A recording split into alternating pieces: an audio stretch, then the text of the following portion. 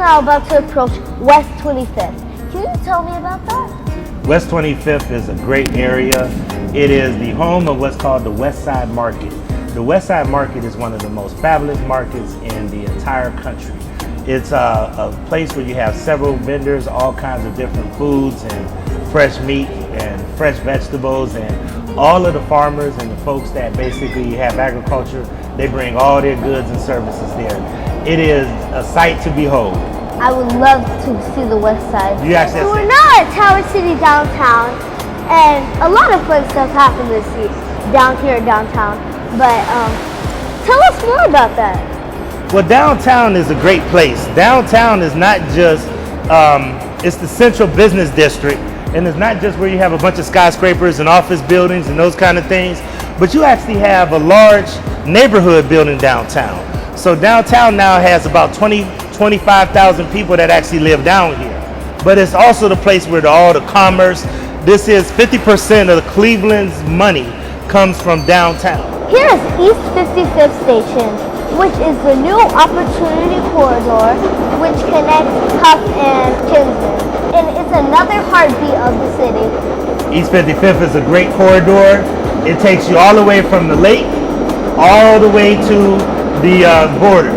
And the good thing I like about East 55th is that it's one of those areas that when you go across it, there's just a lot of history and tradition along that area. You run into neighborhoods like the Broadway Slavic Village area, and as you go along it, it's just a lot of great history along East 55th. But like you mentioned, it's also home to one of the most new, vibrant areas. It's called the Opportunity Corridor. The real name of it is called the Carl and Lewis Stokes Boulevard. And the reason they call it the Carl and Lewis Stokes Boulevard is because that is the area that the Stokes brothers, the first African-American congressman, and also the guy who handled Terry, the state of Ohio versus Terry, which was a groundbreaking case where an attorney basically changed the way that you can stop and frisk because black people were being harassed.